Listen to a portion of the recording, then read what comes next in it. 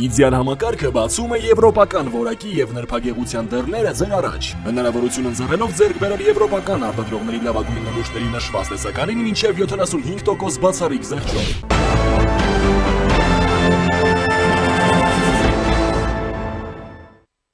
Վարչապետ Նիկոլ Փաշինյանը չի մասնակցի հունվարի 19-ից 23-ը անցկացվելիք Դավոսի տնտեսական ֆորումին, հայտնել է վարչապետի մամուլի քարտուղար Նազելի Բաղդասարյանը։ Փոխարենը հանրապետության նախագահ Վահագն Խաչատուրյանը կմասնակցի Դավոսի համաշխարհային տնտեսական համաժողովին, որի շրջանակներում հանրապետության նախագահը հանդես կգա ելույթով։ Նախատեսվում են նաև նախագահի ու մի շարք այլ գործընկեր երկրների բարձր ղեկավարության ներկայացուցիչների հանդիպումները։ Թե ինչու այս տարի վարչապետ Նիկոլ Փաշինյանը չի մասնակցում ֆորումին, չկա բացատրություն։ Մինչդեռ Դավոսը սովորական համաժողով չէ, սա այն վայրն է, որտեղ հավաքվում են շուրջ 3000 որոշում կայացնողներ ավելի քան 130 երկրից, նրանց թվում մոտ 850 խոշոր կորպորացիաների ղեկավարներ ու շուրջ 65 պետությունների ու կառավարությունների առաջնորդներ։ Այստեղ գործարքները ծնվում են փակ ձևաչափով ուղիղ երկկողմ հանդիպումներից, ներդրումների, տեխնոլոգիական գործընկերությունների, ֆինանսավորման ու շուկաներ մտնելու շուրջ։ Այս տարի Դավոսում լինելու են Միացյալ Նահանգների նախագահ Դոնալդ Թրամփը, Ֆրանսիայի նախագահ Էմանուել Մակրոնը, Գերմանիայի կանցլեր Մերցը, Եվրոպական հանձնաժողովի նախագահ Ֆոն դեր Լայենը, ՆԱՏՕ-ի գլխավոր քարտուղարը Հայաստանը ներկայացված կլինի Խաչատուրյանի մակարդակով։ Սա վատ է մի շարք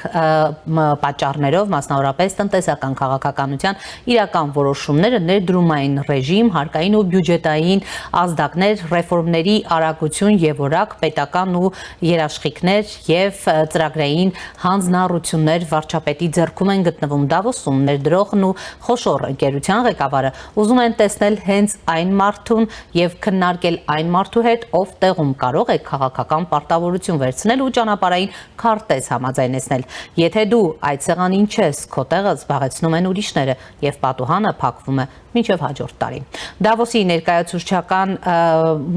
ներկայացուցչական այս չէ, դա որոշումների կապերի կենտրոնը եւ եթե Հայաստանը չի նստում այդ սեղանի շուրջ հենց առաջին դեմքով, կորցնում է ոչ միայն հանդիպումները, այլև հնարավորությունը իր տնտեսական բացվածքը վերածելու կոնկրետ ներդրման պայմանագրի ու երկարաժամկետ գործընկերության։ Իդեպ նախորդ տարի Նիկոլ Փաշինյանը մասնակցում էր Դավոսի համաշխարհային տնտեսական ֆորումին, որտեղ Փաշինյանը խոսում էր Հայաստանի արտաքին քաղաքականության բալանսավորման մասին, խաղաղության խաչմերուկ նախաձեռնության ու տարածաշրջանային կայունության մասին։ Նա նախորդ տարի հանդիպում ունեցավ նաև ՆԱՏՕ-ի գլխավոր քարտուղար Մարկ Ռյուտեի հետ։ Քննարկվեց Հայաստան-ՆԱՏՕ համագործակցության զարգացման հնարավորությունը, երկկողմ օրակարգի իրականացումն ու խաղաղության խաչմերուկ նախաձեռնությունը։ Նա նաև հանդիպում ունեցավ Goldman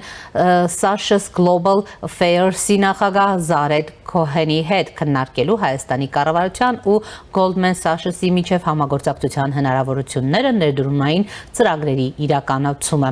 Հանդիպել էր նաև Խորվաթիայի վարչապետ Անդրեյ Պլենկովիչի հետ, քննարկվել էին Հայաստան-Խորվաթիա հարաբերությունների զարգացումն ու երկկողմ օրակարգի ընդլայնումը։ Հանդիպել էր Շվեյցարիա հայ գործարար եւ բարերար Վահե Գաբրաչյանի հետ, քննարկվել էին Հայաստանում իրականացվող տնտեսական ծրագրերի առաջընթացը եւ հանդիպել էր հայազգի Նոբելյանակիր գիտնական Արտեմ Փաթափությանի հետ։ Փաշինյանը ֆորումի շրջանակներում նաև հանդես էր եկել հայտարարություններով, ընդգծելով Հայաստանի դերը որպես տնտեսական կամուրջ ու խաղաղության կարևորությունը տարածաշրջանում։ Վարչապետ Նիկոլ Փաշինյանին Դավոսի համաշխարհային տնտեսական ֆորումի շրջանակում ինչպես ընդլայնել Եվրոպայի ազդեցությունը թեմայով պանելային քննարկմանը հարց էին ուղղել Հայաստանի եվրոպական հեռանկարների մասին։ Ի պատասխան Փաշինյանը նշել էր. «Ինչու ենք մենք ցանկանում Եվրամիությանը մոտ լինել, որովհետև մենք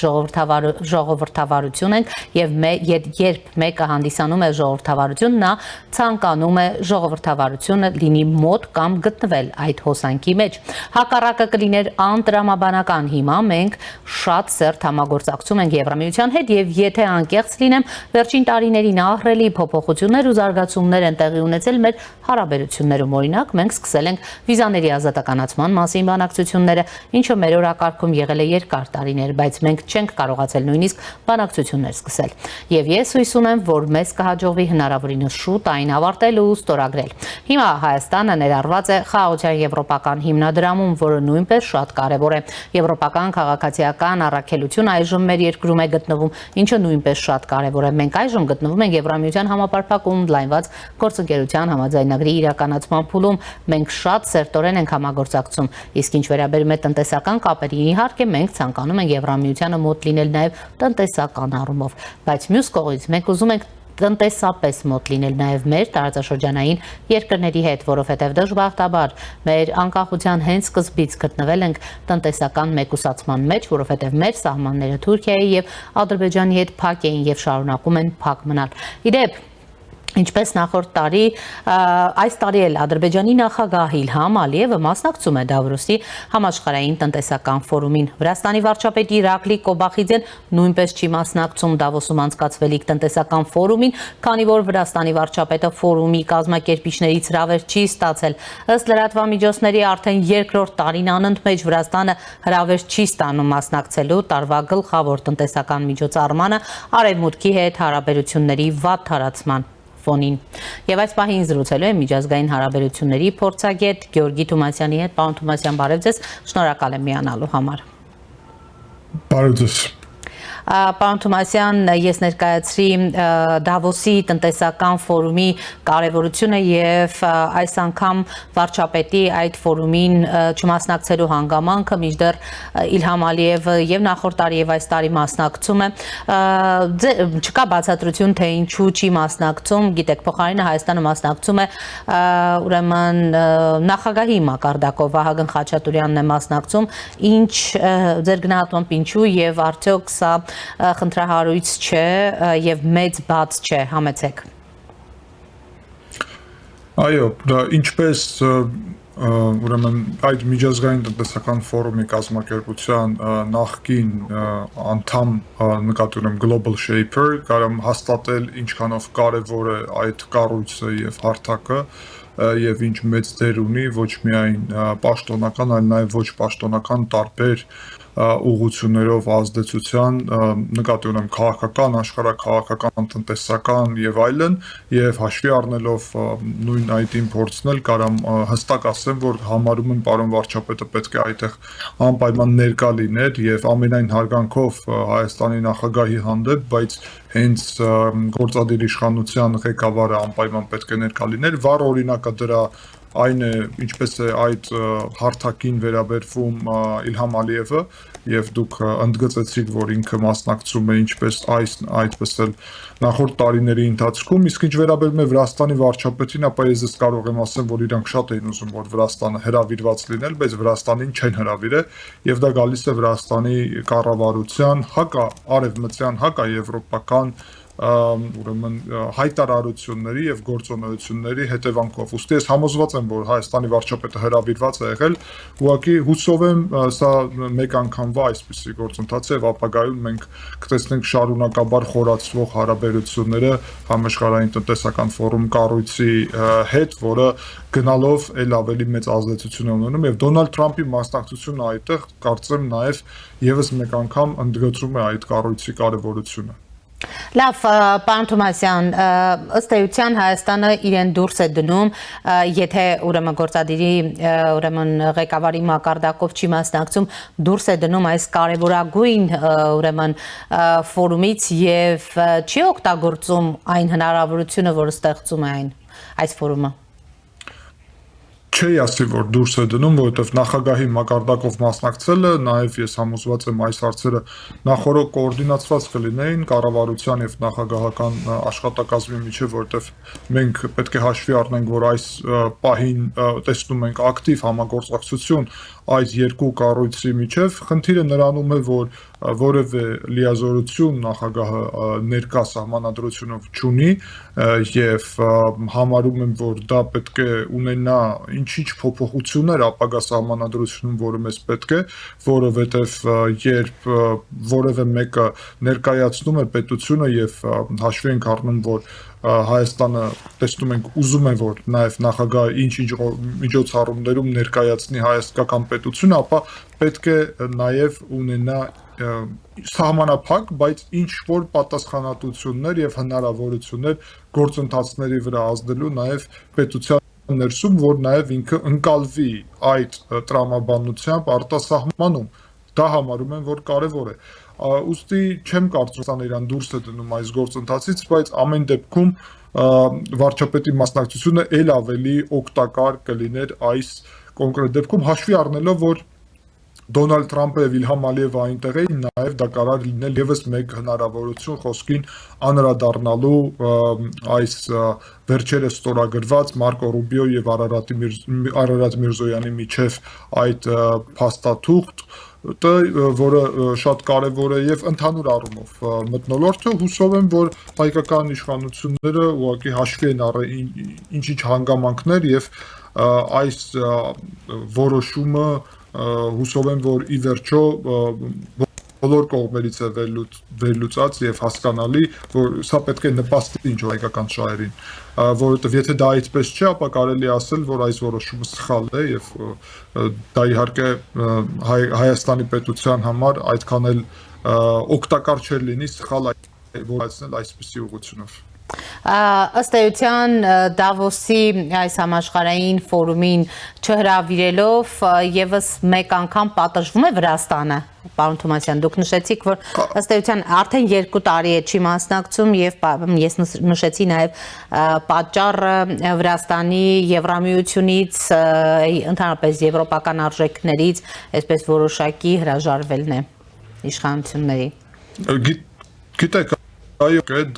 դրանով պատժվում է Վրաստանը, որովհետև Վրաստանի այսօրվա իշխանություններին պատրաստ չեն հյուրընկալել որևէ այդպիսի կառույցում, այդպիսի բարձր մակարդակի կան կառույցներ, որտեղ որ ստիպված հրավիրում են Վրաստանին, Եվրոպական քաղաքական գագաթնաժողովը, որը հիշեցնեմ բոլորիս, որ այս տարի Հայաստանում է տեղի ունենալու, այդտեղ ստիպված հրավիրում են, որտեղ պետությունն է հրավիրված, բայց նույն Դավոսի այս ֆորումում անպայման չէ հրավիրելը, պարտավորված չէ որևէ մեկը հրավիրել, եւ հաշվի առնելով Վրաստանի ոչ միայն հակաեվրոպական, ես կասեի, այլ հակաարևմտյան, հակաժողովրդավարական պրոավտորիտար եւ ավտորիտարում նաեւ տարբեր մոտեցումներ կան, նույն Իլհամ Ալիևը իրան շատ բալանսավորված է պահում նույն Միացյալ Նահանգների ուղղությունով, բայց Վրաստանի հռետորաբանությունը Ռուսաստանի, Իրանի, Հյուսիսային Կորեայի եւ Չինաստանի հռետորաբանությունից շատ չի տարբերվում, մեկ էլ նույնիսկ էլ ավելի առավել հակաարևմտյան է, ինչը զարմանալու պատճառներ է ստեղծում նույն արևմուտքում։ Ամեն դեպքում որևէ մեկը Իրակլի Կոբախիձեին Դավոսում տեսնելու ցանկություն չունի, որովհետև առաջինը բոլորը գիտեն, որ Իրակլի Կոբախիձեն որևէ բան չի որոշում Վրաստանում, երկրորդն էլ իր գործունեությունը նաև տալիս է այդ հիմքերը, որ ուրեմն իրան համարեն այդտեղ ոչ հաճելի ուրեմն հյուր։ Ես պարոն Թոմասյան, վերադառնալով Հայաստանի, ես ուզում եի հիշեցնել, որ օրինակ դեկտեմբերի 21-ին Նիկոլ Փաշինյանը Սանկտ Պետերբուրգում մասնակցում էր ԵԱՏՄ գագաթնաժողովին։ Տեսեք, այսպիսի ուրեմն գագաթնաժողովին հապկի հետ կապված գիտեք ԱՊՀ-ի որոշ այսպես ուրեմն մասնակցության բացակայությանը, բայց ԵԱՏՄ գագաթնաժողովներին կարծեք թե պերմանենտ մասնակցություն կա։ Հայաստանը բաց չի թողնում օրինակ ԵԱՏՄ այս գագաթնաժողովները, մինչդեռ այդ հույժ կարևոր ֆորումը բաց է թողնում։ Վարչապետի մակարդակով շեշտենք։ Տեսեք, այստեղ մենք պետք է անկեղծ լինենք, որ նույն վարչապետի մասնակցությունը վերջի այդ գագաթնաժողովում ուներ հստակ օրակարգ երկաթուղիների վերականգնման մասին, ամենաբարձր անձը Հայաստանում, ամենաբարձր անձին Ռուսաստանում, Վլադիմիր Պուտինին տեղյակ պահեց, որ Ղազախ-Իջևան, Գյումրի, Կարս եւ ուրեմն երասք-սադարակ ուղղություններով ռուսական ՌԺԴ-ն, որը այս պահին վերահսկում է հայկական երկաթուղին, պետք է շուտապույտ այդտեղ վերականգնում էր, որ տեղի ունենա։ Դա շատ կարևոր էր, որովհետև միանգամից վարչապետը արձանագրեց, որ եթե դա տեղի չունենա, ապա մենք պետականացնենք այդ կառույցը, այսինքն ինքը զգուշացրեց հենց Ռուսաստանի նախագահին եւ օգտագործեց այդ գագաթնաժողովը, որ առանձին այցով չգնա Ռուսաստան, որովհետև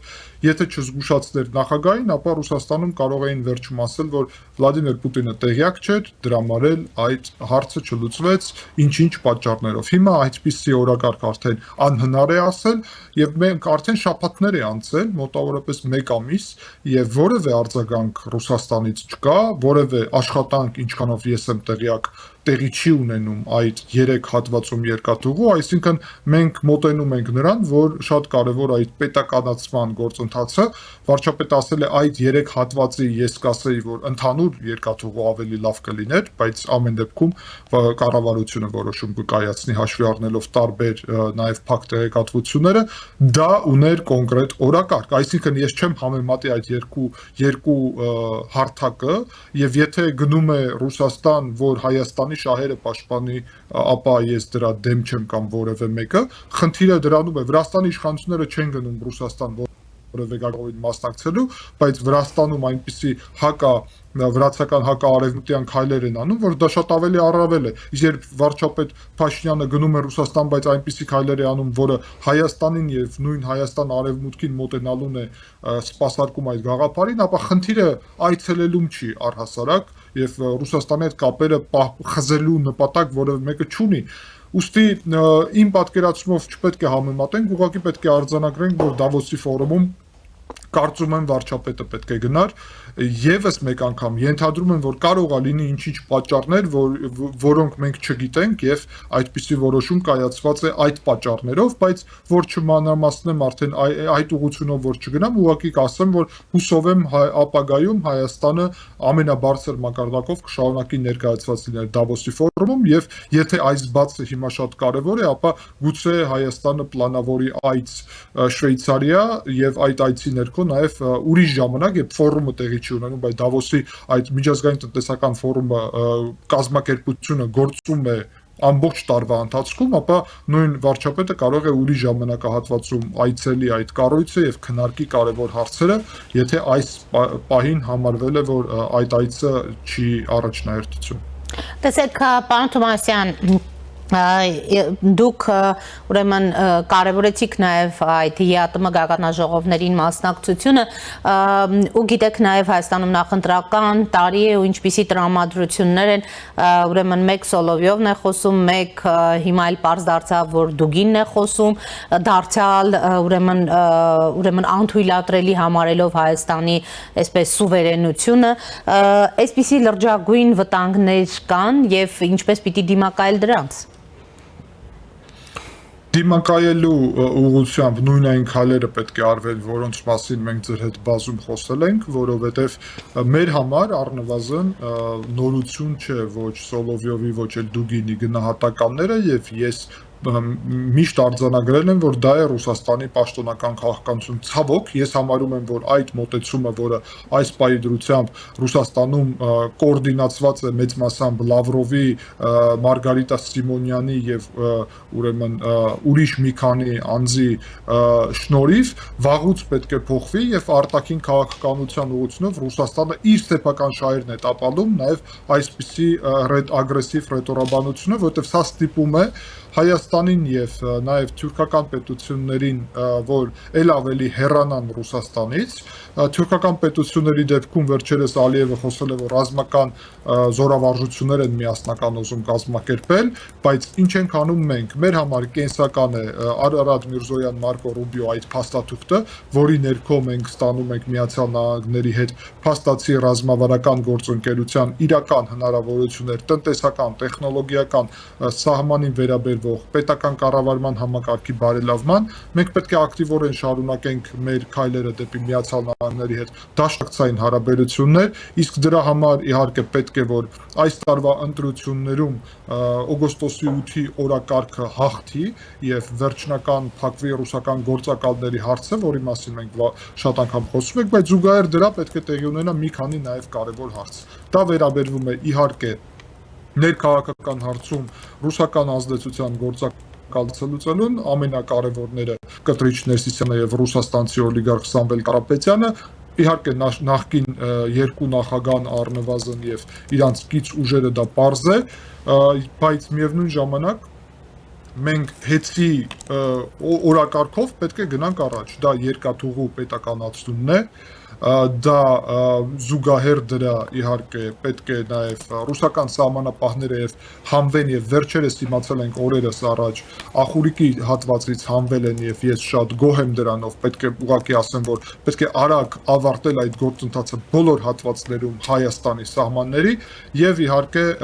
արդեն Ռուսաստանի ռազմակայանի հարցը որը ուղղակի սպառնալիք է այսինքն եթե իրանք արձանագրում են որ մեր պետությունը գոյություն չպետք է ունենա, այսինքն իրանց զորքերը այստեղ մեր պետականության համար ուղղակի սպառնալիք են։ Ռուսական զորքերի հանման հարցը կարելի առաջի փուլում չհամալրման հարցը, այսինքն նոր զորքեր, որ չկարողանան ուղարկել, իսկ այս զորքերը ստիպված պետք է նաև վերադառնան Ռուսաստան եւ այլն, առնվազն այդ փուլով հայկական կողմը կարող է պնդել, որ անհրաժեշտություն նոր զորքերի ներկայությունում չկա, նոր տեխնիկայում չկա եւ կամաց, որովհետեւ միայն 102-րդ ռազմակայանը չի, նույն Երևանում էլ կա, Էրեբունու հատվածում էլ, ուրիշ հատվածներում էլ իրաց ներկայությունը կամաց պետք է դուրս գան ռուսական զորքերը Հայաստանի տարածքից, որովհետև փաստացի իրանք ներկայացնում են Հայաստանի Հանրապետության համար ամենալրջագույն սպառնալիքը, որովհետև այսօր եթե դուք ուշադիր նայեք, Ադրբեջանն է մեզ պատերազմով չի սպառնում, Թուրքիան երբեք բացահայտ պատերազմով չի սպառնել, նկատի ունեմ անկախությունից ի վեր այս ժամանակահատվածում, ոչ էլ Իրանից կամ Վրաստանից այդպիսի բան, միակը ով Հայաստանի պետականությունին սպառնում է դա Ռուսաստանն է, որը զարմանալիորեն ունի Հայաստանի Հանրապետության տարածքում ռազմական ներկայություն։ Կամ ռուսական կողմը ինքն է լուծում այդ հարցերը իրանց այդ Սոլովյովների, Դուգինների եւ այլը հետ Սիմոնյանների եւ Լավրովների հետ եւ նորմալ քաղաքականություն է ձևավորում, որ մենք իրանց հետ նորմալ կարողանանք խոսել հայ-ռուսական հարաբերությունների մասին, եթե այդպիսի բան չի լինում եւ այսպես են իրանք պատկերացնում հարաբերություններ ձևավորելը, Հայաստանը ստիպված գնալու է այդ քայլերի եւ ռուսական ռազմական ներկայությունը կզրոյանա Հայաստանի տարածքում։